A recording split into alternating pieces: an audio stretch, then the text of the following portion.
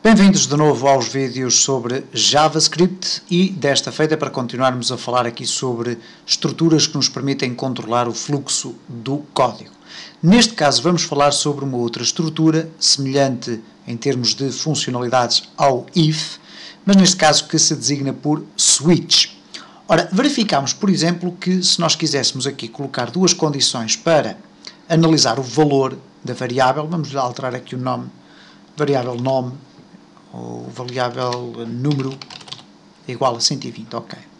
Então eu poderia fazer simplesmente o seguinte, if número igual a 120, ele iria proceder a um determinado código, ou executar um determinado código, ou então else, eu teria aqui outro código, ok? E portanto, neste caso nós já vimos subejamente então o que é que faz este tipo de implementação. Ora, nós podemos substituir a implementação if por uma estrutura designada por switch. E o switch escreve-se da seguinte forma, switch, e imediatamente a seguir ao switch nós vamos abrir um parênteses e vamos colocar o valor que irá ser analisado, neste caso, número. Okay? Portanto, é o número, aquilo que nós vamos querer analisar. O switch depois vai apresentar um bloco de código, ok? Dentro do qual nós vamos inserir diversas condições. E essas condições são designadas por casos. Neste caso, case, ok?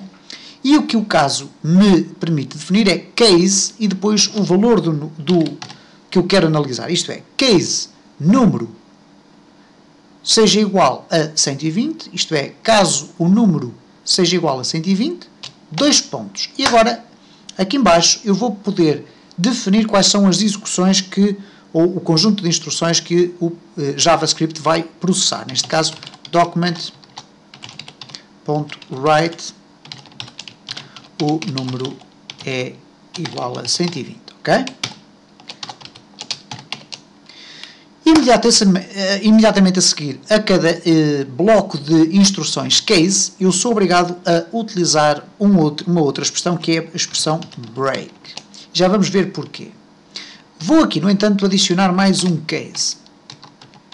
Neste caso, case igual a 100. E neste caso, o número é igual a 100 e lá está o break. Ora, vamos então experimentar o que é que vai acontecer aqui. Reparem, o número é igual a 120. Reparem agora, se eu alterar para 100, neste caso, a estrutura switch vai analisar o valor de número, vai verificar que 120 não corresponde, vai saltar para o segundo case, vai verificar que 100 corresponde e então executa este código. Cá vamos nós então, cá está, o número é igual a 100.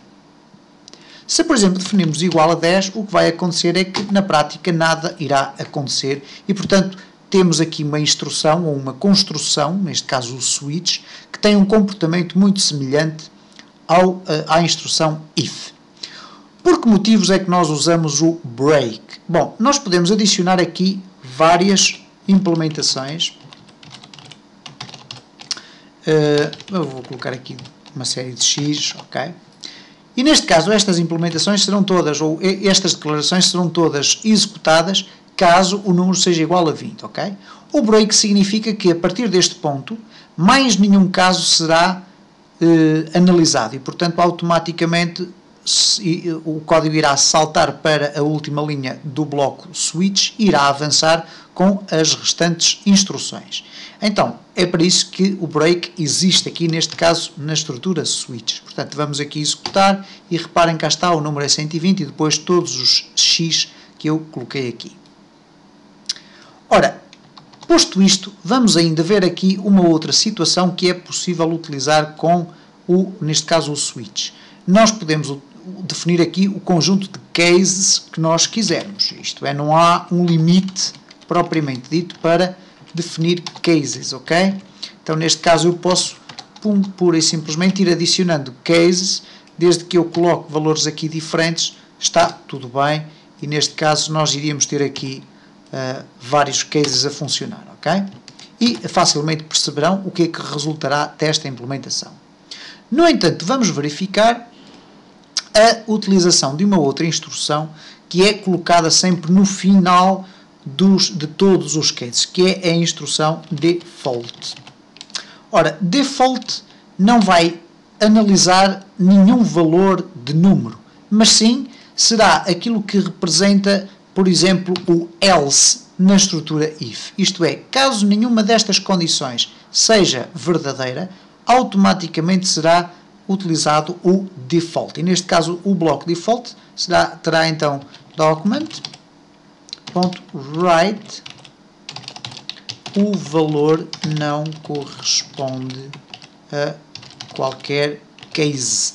Ok? E neste caso, uma vez que estamos no fim do nosso switch, nós não temos necessidade de utilizar o break. Reparem então, neste caso temos 120, cá está, o número é 120. Vamos modificar, por exemplo, para 90. Vamos executar novamente e o número é 90, uma vez que existe aqui um case que analisa o valor para 90. Se colocarmos 50, a mesma coisa, temos aqui o case 50, cá está, o número é 50. Se nós colocarmos um valor 30, por exemplo, ora, não existe nenhum case que corresponda ao valor 30. Então, neste caso, o valor não corresponde a qualquer case. E, desta forma, vimos então, muito rapidamente, como utilizar a estrutura switch, que nos permite, de certa forma, substituir a mesma estrutura de controle de fluxo de código que é utilizada com o if, else if e else.